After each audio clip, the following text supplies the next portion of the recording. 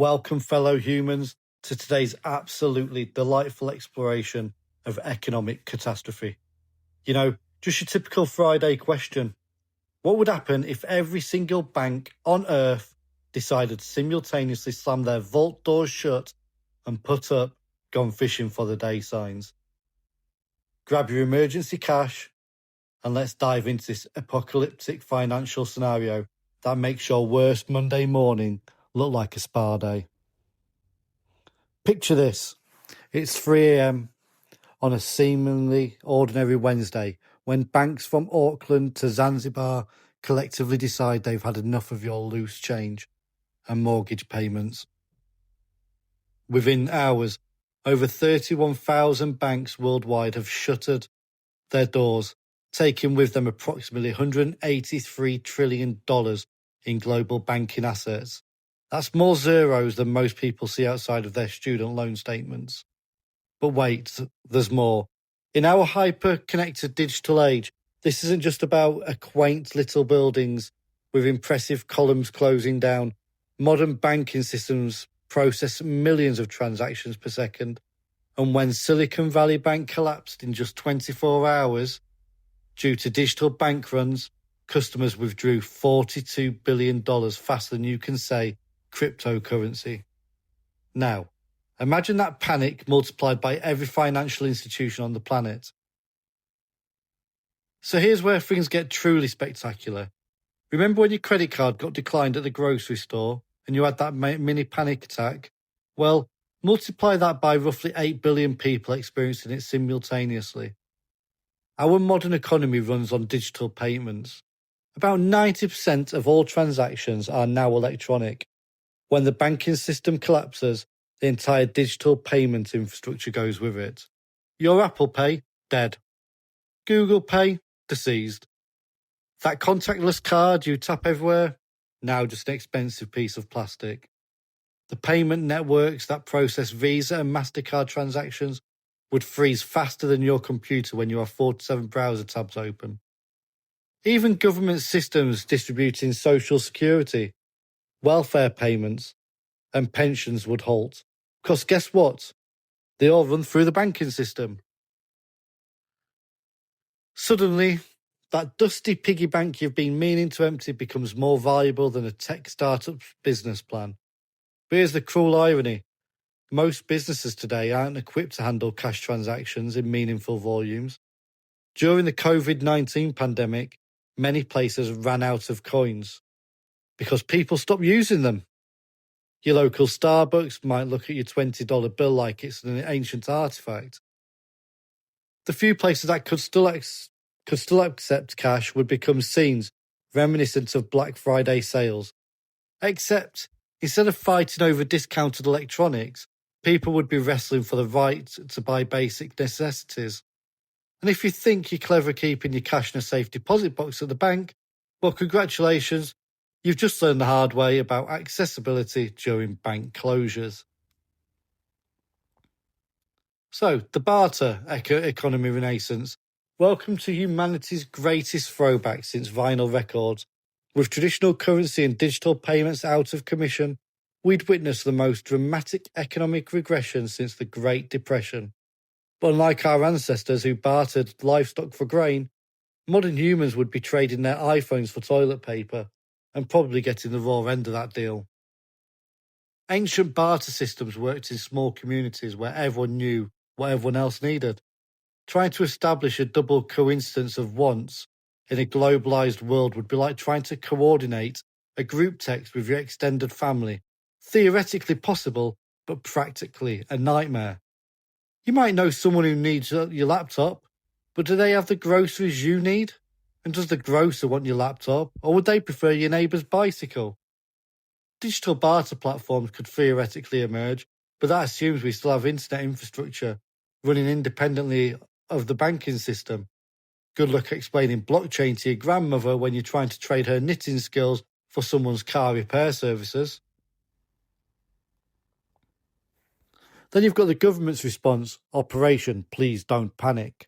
Government responses to banking crises historically range from mildly concerned to frantically printing money like it's going out of style. During the Great Depression, President Franklin D. Roosevelt literally closed all banks in America for a week. That's just one country with a planned reopening strategy. A spontaneous global closure? That's uncharted territory. That would make even the most seasoned economists question their career choices. Central banks would likely attempt to establish emergency currency systems. But with what infrastructure? The Federal Reserve's emergency lending facilities required banks to exist in the first place. Governments would probably resort to issuing new paper currencies backed by, well, the promise that this time it'll definitely work out better. Picture emergency legislation being passed faster than terms of service updates nobody reads.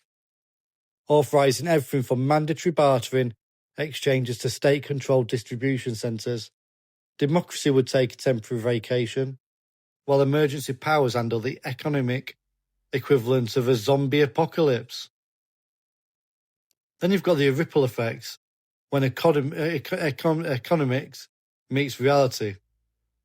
The economic consequences would make the 2008 financial crisis look like a minor accounting error. Historical banking crises would show us that the national output typically declines for 2 years on average. Unemployment rises by 7% points over 4 years and house prices plummet. But those were partial banking failures. We're talking about the complete shutdown of the global banking system. International trade would halt immediately. Those container ships carrying everything from your morning coffee to your smartphone components, they'd be sitting in harbours because nobody could process payments for cargo. Supply chains would unravel faster than a cheap sweater, leading to shortages of everything from medicine to gasoline. The housing market would enter a coma, with no mortgages, credit, or way to process large transactions. Property values would become as meaningful as cryptocurrency to your pet goldfish. Employment would crater as businesses, unable to pay employees or receive payments from customers, would close faster than restaurants during a health inspection. Here's where our story gets darker than a Tim Burton film. Financial crises don't just affect spreadsheets and stock markets, they fundamentally alter how society functions. During the Great Depression, unemployment hit 25%, and that was with a banking system that actually eventually reopened. Rural areas would be hit particularly hard, as they're already struggling with limited banking services and poor digital infrastructure. Urban areas might seem better positioned, but they'd face their own challenges. Higher population density means more competition for limited cash accepting businesses, and cities typically have less capacity for self-sufficiency. The elderly and financially vulnerable populations would face the greatest hardship. These groups often rely on physical bank branches and aren't comfortable with the digital alternatives. Imagine trying to explain to someone who still writes cheques that they need to start trading household goods for groceries. And then you've got the technology plot twist. In our unconnected world, the collapse of banking wouldn't just affect money, it would create a cascade failure across technology systems. Cloud services, software subscriptions, internet services, and even basic utilities that rely on automated payments would start shutting down. Your Netflix might stop working, but honestly, that would be the least of your problems. However, this crisis might accelerate adoption of alternative systems. Cryptocurrencies that don't rely on traditional banking infrastructures could see explosive growth, assuming the internet stays operational and people can figure out how to use them without burning down their computers. Local community networks might emerge, creating neighbourhood-based exchange systems that blend modern technology with ancient trading principles. But you've then got the path to recovery. Recovery from a global banking shutdown would require nothing short of rebuilding the world's financial system from scratch. This would likely take years, not moments. New institutions would need to be established, new trust mechanisms created, and new regulatory frameworks developed to prevent future simultaneous failures.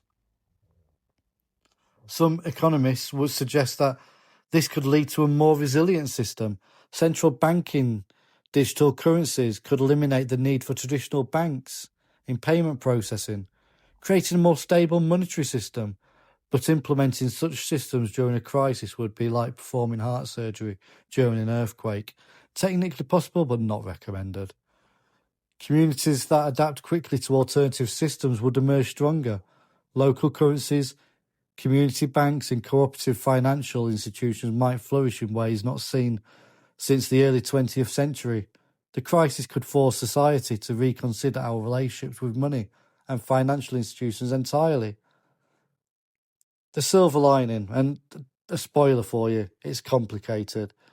Despite the apocalyptic scenario we've painted, human societies have survived and rebuilt complete economic collapses before. The key difference is that modern economies are far more complex and interconnected than historical ones.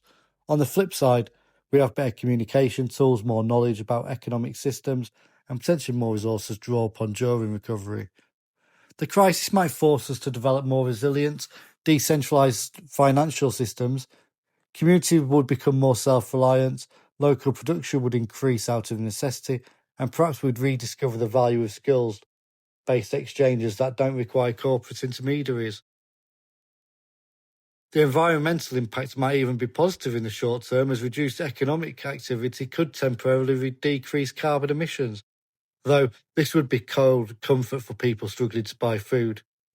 So, the conclusion. So what would really happen if every bank in the world closed simultaneously? In short, it would be the mother of all economic disruptions, making every previous financial crisis look like a practice run. Society would undergo the fastest transformation since the Industrial Revolution, except in reverse. The good news, the sheer impossibility of every bank closing simultaneously means this scenario requires either a coordinated global conspiracy of unprecedented proportions or an alien invasion, both of which are slightly outside the realm of realistic economic modelling. The real takeaway from this thought experiment isn't that we should panic about banking apocalypses, but that it highlights just how interconnected and fragile our modern financial systems are. It's a reminder that maybe, just maybe, keep a small emergency cash fund and knowing your neighbours might not be such old-fashioned ideas after all. And if this scenario ever does happen, remember, toilet paper and canned goods will likely be worth more than gold. Your smartphone skills might need to be bartered for food, and that friend who's really good at growing vegetables will suddenly become the most popular person in town. Sweet dreams, and may your bank stay open and your ATM stay functional. Thanks for listening to today's mind-blowing what-if story. If you enjoyed it, don't forget to like the video, subscribe to What the Freak for daily audio adventures, and hit that hype button down in the comments to help the channel grow. If you've got a wild what-if idea for our next video, drop it in the comments below. I want to hear your craziest thoughts. Until next time, stay curious, stay freaky.